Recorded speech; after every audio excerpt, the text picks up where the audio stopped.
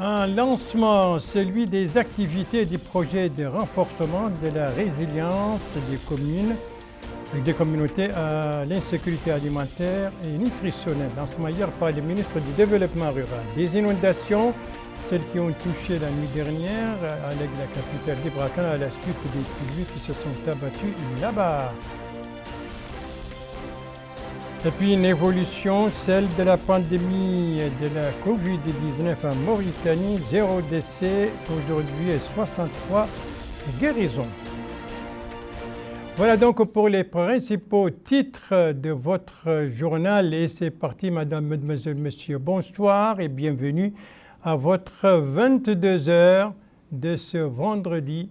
Ce vendredi donc qui est le 21 août 2020 et le premier jour de l'an de l'Hégire 1442. L'occasion pour moi de vous souhaiter également une très bonne et heureuse année 1442. Et pour commencer donc ce premier journal du jour de l'an de l'Hégire, la tournée à l'intérieur du pays du ministre du Développement rural. Après le Tagan hier, Dioul Zeyn s'est rendu à Nassaba.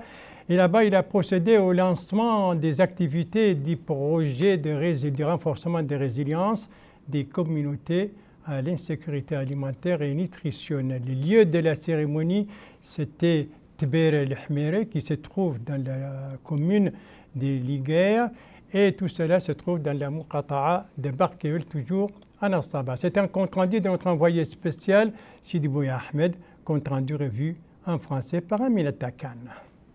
Le projet de renforcement de la résilience à l'insécurité alimentaire au Sahel interviendra dans la localité de Traiba al-Hamra à Barkeoul en clôturant 2 hectares pour le maraîchage, en réalisant des forages et des pluies, en réhabilitant l'ancien barrage et en procédant à la distribution de 50 vaches aux familles les plus démunies à raison de 5 chèvres par famille et le financement des activités avicoles.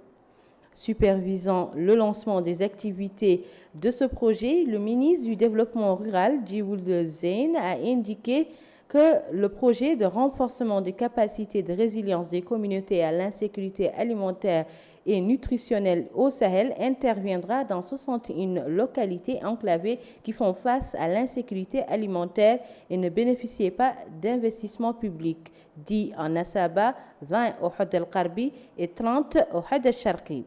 Il poursuit en indiquant qu'en plus des financements, il fournira de l'eau pour le maraîchage et créera 143 poulaillers dans cette wilaya, distribuera à titre gracieux des chèvres aux familles les plus démunies, construira 18 barrages et réalisera la clôture de superficies agricoles. Le ministre avait auparavant visité le barrage de Oinat Ar dans la commune de Soudoud. Le ministre a suivi des explications détaillées de la part des responsables du projet de réhabilitation du barrage. Les populations ont remercié le gouvernement pour l'achèvement du barrage dans les délais impartis. Voilà donc pour cette cérémonie de lancement des activités de ce projet de résilience des communautés à l'insécurité alimentaire et nutritionnelle. C'était à partir de la commune de Guilher qui se trouve donc dans la Muqata'a de Barkeol. Et dans la soirée, eh bien, il a plu aussi bien à Nassaba que dans d'autres wilayas. Il s'agit de Dohod, bien sûr de la Saba, du Gorgol, du Brakna, du Trarza, de l'Adrar, de Dakhlet el-Ouadibou, du Tagan et du Guidi Maha. Ce sont des pluies qui se sont abattues donc la nuit dernière et la hauteur des pluies varie entre 1 mm et 115 mm. Alors on va découvrir ensemble, je vous le propose, les hauteurs des pluies enregistrées à cette occasion.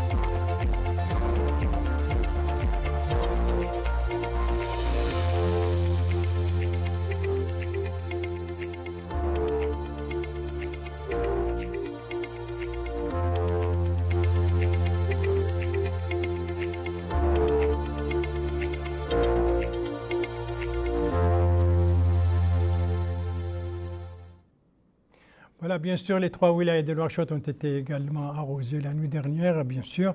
Parmi les wilayas qui ont été arrosés durant les dernières 24 heures, et parmi ces wilayas, il y a le Brakna, et d'ailleurs, c'est dans cette wilaya qu'on a enregistré la plus forte pluie, 115 mm dans la localité de Znabé. À Aleg, la capitale du Brakna, eh bien, elle a reçu 85 mm. Il n'a pas fallu plus pour qu'il y ait des inondations pour donc toucher la ville. Alors, quels sont ces dégâts, les dégâts provoqués par ces inondations et la réaction des autorités administratives sur place? Élément de réponse avec ce compte rendu de notre correspondant permanent là-bas, Mohamed Ali Oulsalik, compte rendu revu et présenté en français par Abdelrahman Hamad. Les autorités administratives et locales de la ville d'Aleg sont à pied d'œuvre pour drainer les eaux des pluies qui envahissent le lit de la ville. Ces pluies torrentielles de 75 mm que connaît la ville d'Aleg hier soir ont causé des dégâts matériels. Des maisons ont été détruites et d'autres ont été inondées. Cette situation complique la vie des populations sinistrées qui appellent les pouvoirs publics à leur fournir l'appui nécessaire pour alléger leurs souffrances. Pour faire face à cette situation, les autorités administratives, en collaboration avec la commune d'Aleg, l'Office national d'assainissement et la protection civile, ont lancé une opération d'aspiration d'eau des rues principales et des maisons submergées et ont engagé un recensement des familles sinistrées. Selon le wali d'Ibrakna, Mrabbi Raboul Abidine, ces pluies n'ont pas causé de dégâts humains et les autorités sont en train de faire un recensement exhaustif de populations touchées et c'est conformément au plan régional sur instruction du ministère de l'Intérieur de mobiliser tous les moyens disponibles pour faire face à ce genre de crise. Il est attendu que de nouvelles quantités de pluies s'abattront sur la ville dans les jours à venir, ce qui impose aux autorités concernées de redoubler d'efforts pour faire face à la situation et d'intervenir au moment opportun. Voilà, des inondations donc à Aleg à la suite des pluies qui se sont abattues là-bas la nuit dernière. Justement, Abdelrahman Hamad nous parlait du ministère de l'Intérieur et de la décentralisation. Vous savez que ce ministère a créé un comité technique chargé justement de la gestion des urgences, donc les dégâts provoqués durant la saison des pluies. Alors, d'autres dégâts ont été enregistrés par ce comité, lesquels, Yadalifal? Les pluies diluviennes qui se sont abattues sur certaines zones du pays ont laissé des dégâts recensés par le ministère de l'Intérieur et de la décentralisation. C'est ainsi que dans la Muqata'a de Tintan, dans la wilaya de Houad el-Qarbi, les localités telles que Oued-Souvi 1, Oued-Souvi 2, Haï Lansar, Haï Bagdad, on a déploré quelques 135 habitations et commerces qui ont été touchés, en plus d'une mosquée qui s'est écroulée et une mahadra. Au Brakna, à Aleg dans la capitale, le quartier d'El Keb, on a déploré la destruction d'une maison. Au Tagan, 2 poteaux électriques ont été emportés par les vents. Les autorités administratives se sont rendues sur les lieux pour constater les dégâts et prendre les dispositions nécessaires. Et comme on dit bien entendu, c'est-à-dire la pluie, tout ce qu'elle gâte, eh bien, elle le répare. Et en tout cas, les Vranaïs s'installent petit à petit et les citoyens donc veulent profiter de la saison, de la bonne saison, ceci parfois et souvent aux dépens des mesures préventives contre la Covid-19. La situation d'aujourd'hui est caractérisée par 63 guérisons, 37 nouveaux cas et Allah soit loué, pas de décès. L'actualité toujours dans le domaine de la santé qui nous amène à Kayedi, la capitale d'Igorgol, dont le centre hospitalier a joué un rôle important dans la lutte contre la Covid-19, comme l'a constaté notre correspondant permanent là-bas, Mohamed Bilal, compte rendu revient en français par Aminata Khan. Le centre hospitalier de Kayedi, capitale de la wilaya du Gorgol, accueille quotidiennement des patients en quête de soins qui viennent des localités et villages environnants. Avec l'avènement de la pandémie de la Covid et l'hivernage, les mesures d'hygiène ont été renforcées dans cette importante structure sanitaire. C'est ce que nous confirme le médecin-chef de l'hôpital qui a indiqué qu'un réseau a été mis en place pour partager les dernières informations. Ce réseau, poursuit-il, relie l'hôpital régional aux postes de santé dans toutes les muqata'a que compte la wilaya. Des comptes rendus sont régulièrement effectués et toutes les données sont ensuite transférées au niveau du ministère des tutelles. Il lance un appel aux habitants à redoubler d'efforts dans l'hygiène car l'hivernage est arrivé et les maladies telles que le paludisme vont être récurrentes. L'hôpital régional de Kéhédi est la plus importante de la wilaya. Ce médecin qui exerce au sein de l'hôpital a déclaré que l'hôpital comprend tous les services allant des urgences à la maternité, la pédiatrie, la pharmacie, la réanimation, un bloc opératoire en plus d'un pavillon spécial dédié aux malades de la pandémie de la COVID-19. Il poursuit en indiquant que quotidiennement des consultations sont faites et les malades qui présentent des cas plus critiques sont transférés à Nouakchott, la capitale.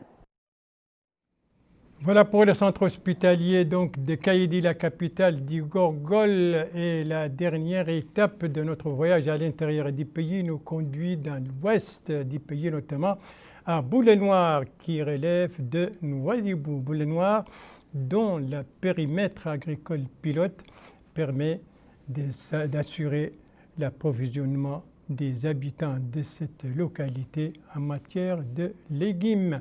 C'est un compte-rendu de notre correspondant permanent là-bas, Alvarez Cheibani, compte-rendu revu et présenté en français par Yedali Fall. Le périmètre pilote de Boulay-Noir produit une quantité importante de légumes vendus localement et dont une bonne partie est écoulée sur le marché de Nouadhibou. Le périmètre s'étend sur une superficie estimée à 47 hectares cultivés par 200 d'hommes qui luttent ainsi contre la pauvreté et participent à l'autosuffisance alimentaire. Selon cet homme, il emploie 200 personnes dont la majorité entretiennent des familles, et ce depuis la création en 2013. Selon lui, la crise qui est venue dans les secteurs avec l'apparition de la pandémie de la COVID-19 n'a pas eu de conséquences négatives sur les légumes au niveau de Boulay-Noir, car le périmètre alimentait le marché local. Pour ce cultivateur, les bienfaits de ce périmètre ne peuvent être recensés. On y cultive presque toutes sortes de légumes. Les 24 hectares ont été offerts par l'État en plus de l'eau. Donc, il ne restait plus que la main-d'œuvre. Quelques difficultés sont à déplorer, telles que la clôture et la vétusté du réseau d'adduction d'eau. Après donc une visite à ce périmètre agricole pilote de Boulay-Noir dans la wilaya d'Nouadhibou, retour à Nouakchott. Nouakchott donc avec sa chaleur moite en cette période de pluie, en cette période d'hivernage comme on dit. Et nombreux sont les Nouakchottois et Nouakchottoises qui fuient le tintamarre de la ville, sa chaleur moite, à la recherche d'air frais ou à la recherche de repos. Quelles sont les places les plus prisées? Élément de réponse avec Abdelrahman Hamad. Aller au bord de la mer ces jours-ci est un choix pour plusieurs Nouakchottois pour passer le week-end. Non seulement ce type de promenade convient à tous, grands et petits, mais en plus, les bienfaits de la santé d'un séjour à la mer sont appréciables. Avec son odeur particulière et sa brise, l'océan nous fait sortir de la routine, ont expliqué ces jeunes venus pour se rafraîchir au bord de la mer, boire du thé et sortir de routine. Les dunes des sables qui entourent la capitale font aussi une destination privilégiée pour les citoyens pendant le week-end pour fuir les bruits de la ville. Pour ces citoyens, les caractères bédouins du Mauritanien en général rend ces dunes des sables un endroit propice pour se réfléchir et se débarrasser de la stress. Certains préfèrent aller au parc et places vertes de la capitale, comme la place El Hurriya. Cela leur permet de passer un merveilleux temps et d'exercer le sport sans se déplacer en dehors de la capitale. Voilà donc pour les lieux privilégiés prisés par les Nouakchottoises et Nouakchottois pour fuir le tintamarre et la chaleur moite de la ville. Et c'est sur ces visites et sur ces Nouakchotois et Nouakchotoises que s'achève ce journal. Merci à vous, Madame, Mademoiselle, Monsieur, de l'avoir suivi. Merci bien entendu aux équipes rédaction et techniques qui ont participé à sa conception. Je vous en rappelle les principales informations.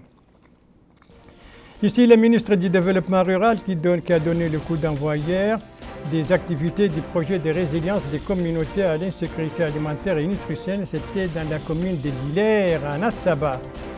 Ici, ce sont les inondations donc, qui ont touché la ville d'Alleg. C'était la nuit dernière à la suite des pluies qui se sont abattues là-bas, 75 ou 85 mm.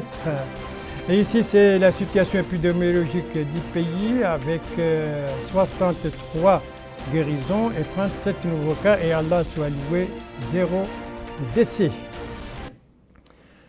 Voilà, il ne me reste plus qu'à vous souhaiter une très bonne fin de soirée, une très bonne fin de semaine, bien entendu tout en restant chez vous et ne sortant que par nécessité. N'oubliez pas votre masque si vous sortez par nécessité de la maison, et au retour de la maison, bien entendu, il faut laver les mains avec de l'eau et du savon, respecter en sortant les distances sociales, au moins 1,50 m. Ce sont des gestes qui dépendent de chacun de nous, des gestes très simples et qui permettent pourtant de sauver des vies. Et si vous aimez vos proches, pas d'approche et pas non plus de reproches. Prenez soin de vous et à demain, Inch'Allah, 22h. Bonsoir.